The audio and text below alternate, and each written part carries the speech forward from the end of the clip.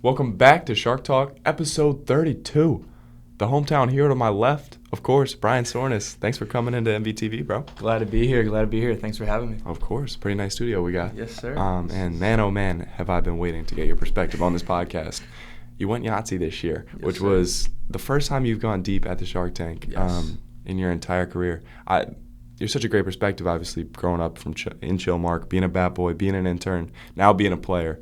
I have so many questions. I guess just how special was it, really quickly, to be able to put on that jersey, one of 5 position players from the island to rep the Sharks? I'd say it was pretty special. Yeah. To actually go out there and represent the Sharks and have kids come up every single day and asking for pictures and autographs and everything. Like, for me, it was more like the impact that I could have had on them. Yes. And then also hearing like Buddy and Parker like coming up to me in the middle of the game and being like, "Hey, like, I want to be just like you one day." Like that like, you know, it felt good to like be like an inspiration almost to them and like kind of show that like even though you're from like a small little island, like it's possible to still go out and like, you know, accomplish your dreams. Absolutely, and it's not. We don't get to see that too often. I mean, it's my 3rd year. You're the first. I hadn't really heard of one recently. I interviewed Tad Gold, but he's like 40 now. No offense.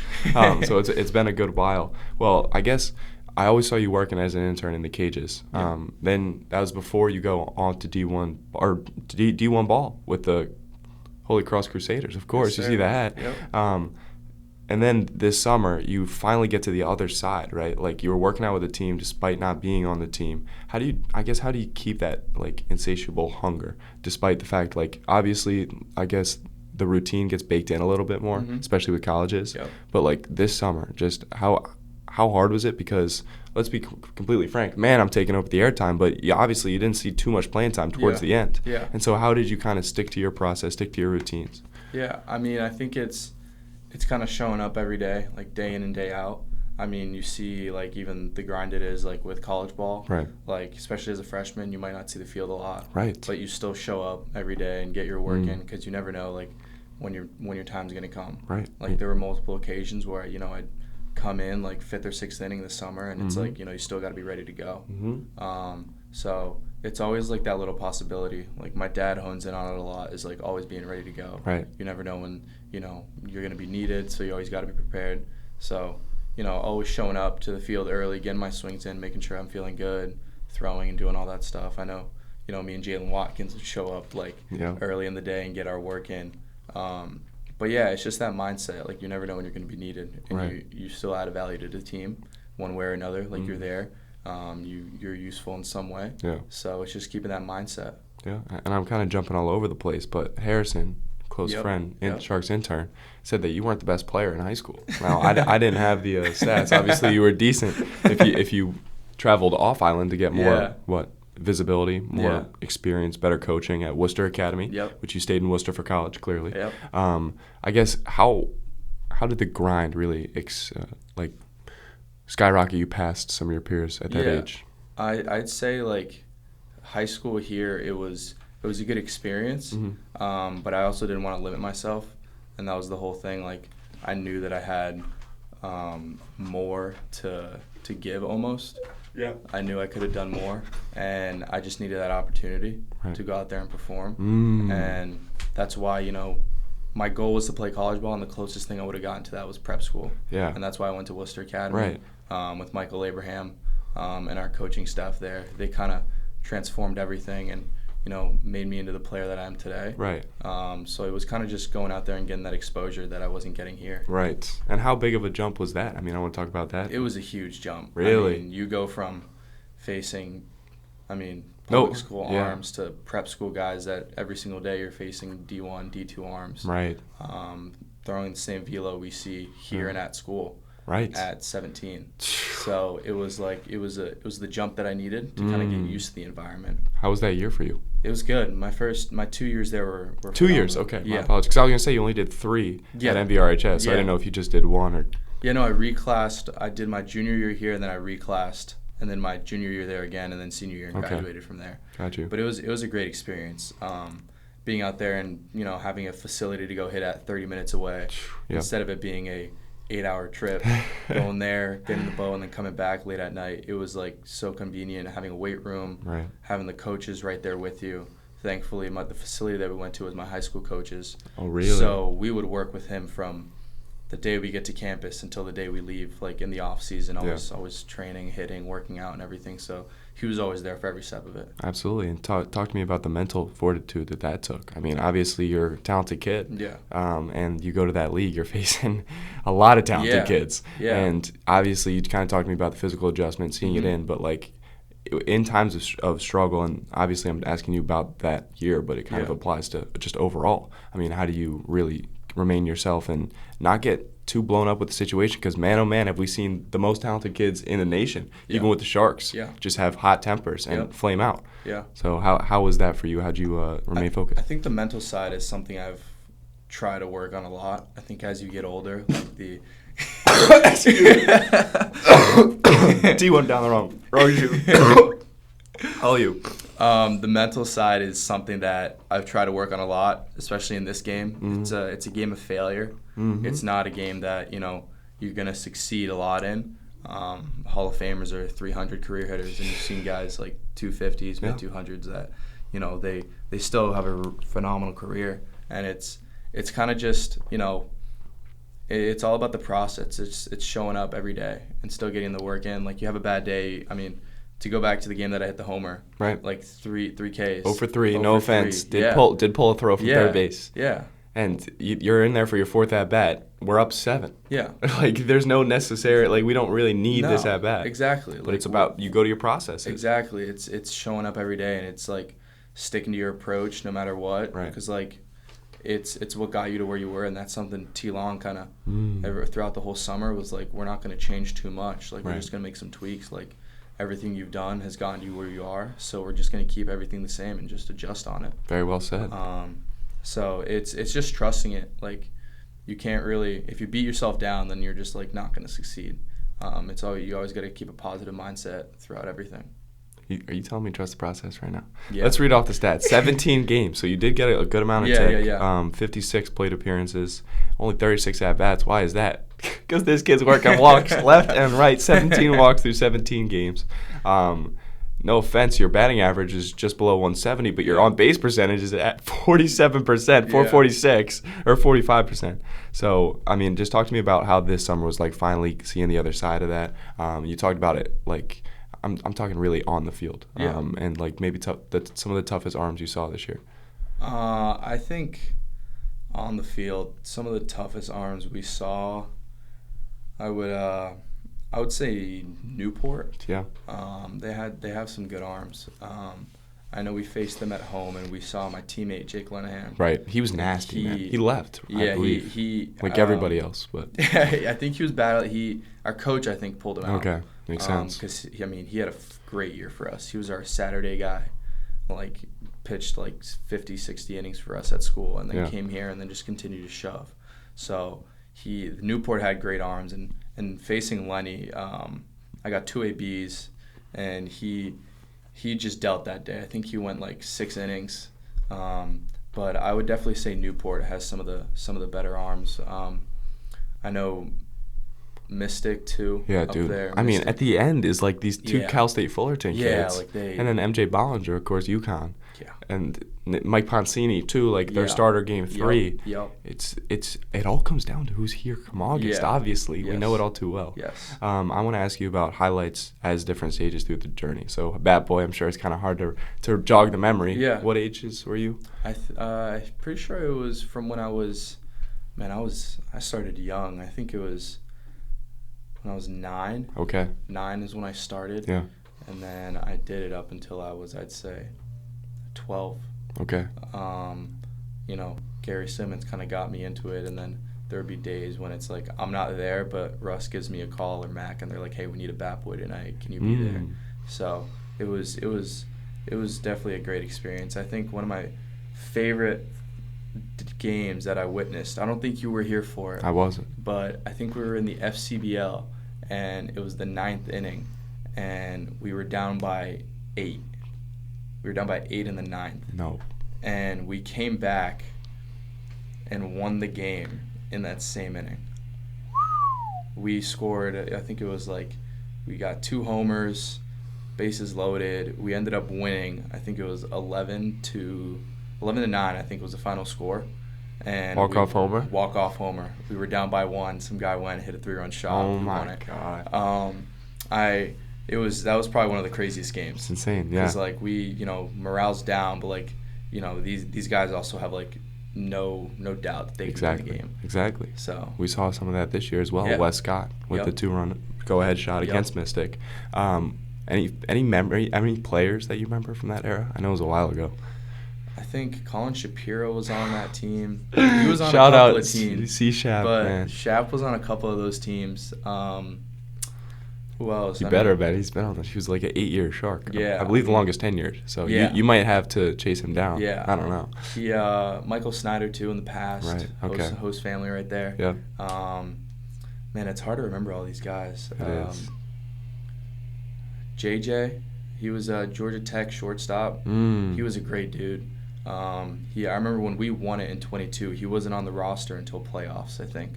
And Russ brought him back, and that guy kind of changed everything that summer. He brought the team together, being a former player. So he wasn't playing? He was just coaching? No, he wasn't on. He came in like mid-season, later in the season, and then just started playing with us. Russ brought him back, and he just came in. That works. So, yeah. What about favorite memory as an intern? A lot of good times. There's with a Hank lot of good chess times. I don't even think I can hone in on just one specific. Fair. I would just say like showing up to the field and being up there in the booth with Harrison, Reed, and Chuck. Yes. I think last year those were some of my favorite memories. I mean, I'd look forward to the day. I know. Just to go up there and talk with them for 9 straight innings of baseball. Talk, chirp, whatever it may be. Yeah, I mean, you job. Hear it. Oh, I heard it. Loud and you clear. Heard it. Loud and clear. That's just a few feet to y'all's left. Those are some good times. Unfortunately, obviously, you moved to the field. Yep. Harrison got banished to the dugout. To the dugout. All right, well, I want to ask you about growing up on the island. We talked a lot of your baseball journey. I'll probably circle back quickly. I don't want to keep you here too long. We've got to get to the beach. But where was I going to go? Growing up on the island.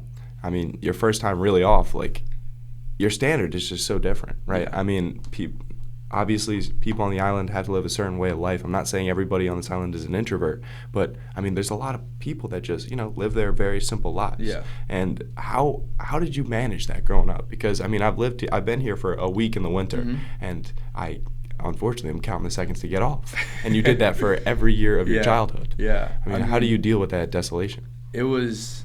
I mean, baseball obviously kept my mindset in like a good headspace. Like I was always in like a good area there because me and my dad would go off almost, I'd say, every weekend. Okay. Since I was like 13, really? 12 years old. Fishing or just? No, just going out there and practices. Okay. Yeah, like we'd always do it like for so long. Right. And I mean, ever since I'd say like high school, I'd always like be away like on most weekends.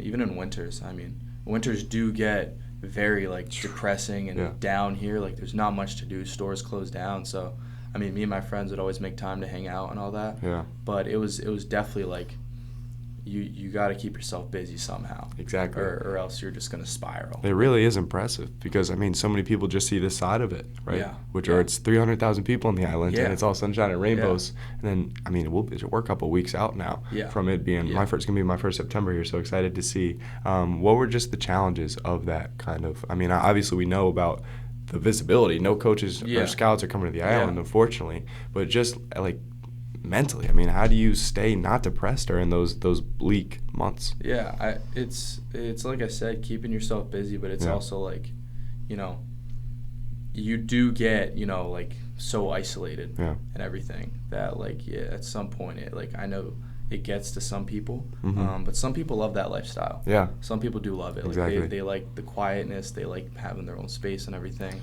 Like me personally, I'd rather, be out and doing something. Right. Being out and about, doing my thing, but you could see yourself in a city. 100%. Okay, a lot of Islanders can't. Yeah, I mean Worcester. You get the Worcester experience. Okay, I heard Worcester's a surprisingly large city. It is. I mean, for a good time, it was the second largest city. Not Boston. Not bordering water. Really? Yeah. That's other than it was Worcester and then Vegas came. Then it was wraps. I'm gonna have to make my way out. That was it's great. I mean, it has its good parts and its bad parts, but at the same time, like, there's always something to do. There is, yeah. And I think that was, like, especially being at prep school, like, I know a lot of places where, just like the Vineyard, the winters can get very depressing. Right. And you find yourself stuck in your dorm room for, I don't know, 5-6 hours a day after school. Mm-hmm. But you don't get that being in Worcester. You don't get that in the city, you know. Right. I even told my dad this, like, you know, being from the area, and me and this other kid that went to Worcester too, Liam Daly, we're both from around there. So, like, we'd always try to, you know, get our teammates out, get everybody out of the dorms every now and then, because, like, I know you have the whole baseball thing, but, like, there's also, like, more to keep you engaged. Right, absolutely. So, and you know when to detach from baseball, yeah. which is obviously so important, because you can't wrap your entire identity up in that uniform or the results, as we know all too well. You talked about your dad a little bit. Obviously, you guys have been working, hitting the cages, whatever it may be. Just talk about that, when it started, how it's evolved, and how special it is. I mean, I'd say it started when I was, like, 7. He's the one that got me into it. So he got me in last roster spot on a farm league team my first year.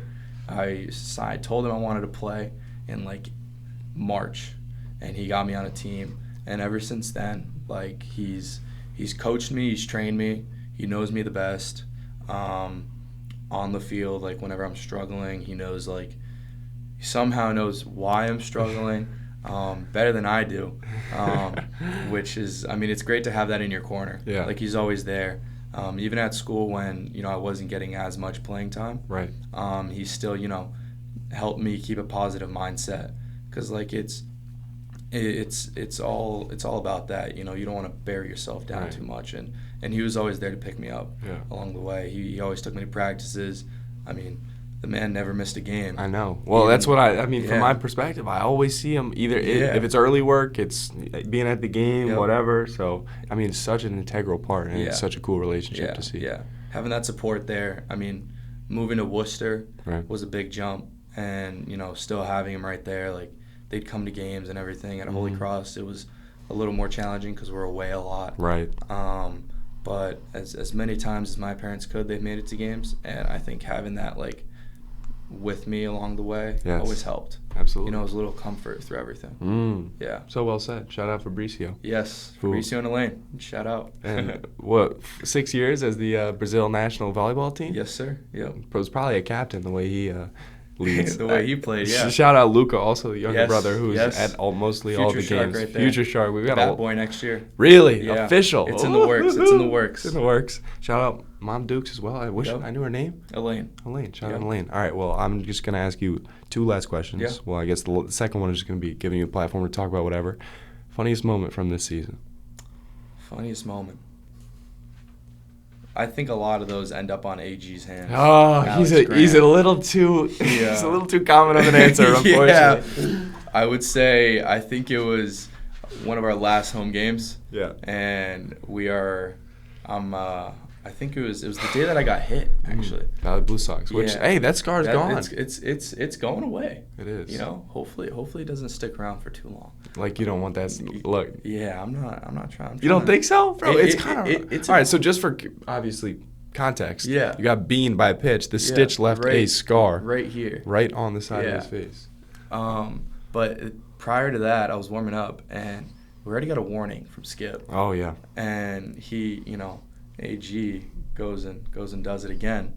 You know, chirping all the way from the bullpen when you can hear it if you're not even at the field. Yep. If you're at MVRHS. Yeah, you could be a mile away, you'll still hear that man's voice. But him doing that and all of his antics this year, I mean, he's a great kid. Is there a second antic that you could bring to light? Because Renfro told the story of him hiding behind the chair getting screamed at by Skip. Yes, that's the one I'm talking about. Okay, right. Yeah.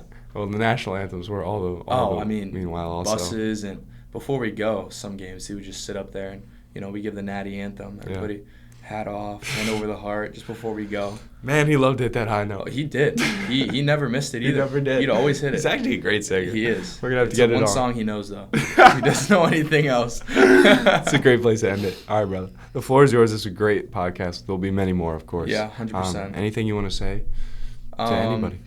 I think I just thank the Sharks organization, Russ, Danielle, Skip, and T-Long. For me, it was like a really good development year. Yeah. I'd say coming in off of not seeing a lot of ABs and not seeing a lot of playing time, although it wasn't like as successful as I thought it was going to be. At the same time, like I learned a lot, developed. I'd say, I can say that going into school this next fall, I think it's going to be really beneficial having done this season, and that's everything they've given me and everything like that. Can't take that away, and sometimes I wish I could repay them, but it's hard to repay them for everything they've done for me. Wow. So. Man, really is touching, but it's because it's such a, it's like family, right? Yeah, like Danielle and Russ for longer than you can remember. They have been, alongside everything since I was 12 years old. Right. Like, they've seen me grow up and, always being at the field in the summer. Like, yes. They're always there and they're seeing everything. Absolutely. So. I had to interview Danielle for when I wrote about briefly for the Gazette, and she immediately started crying. Yeah. So if that tells you anything, folks, it's a family environment here. Bryan Sornas continuing that. Hopefully he'll be back. Don't say that the success wasn't too bad. Your OPS was almost 700, which is not terrible, especially for a kid adjusting. This was so much fun. 32 up, 32 down. Man, we'll see y'all soon. Unfortunately, we won't talk about the playoff collapse. Peace. That was awesome. Oh.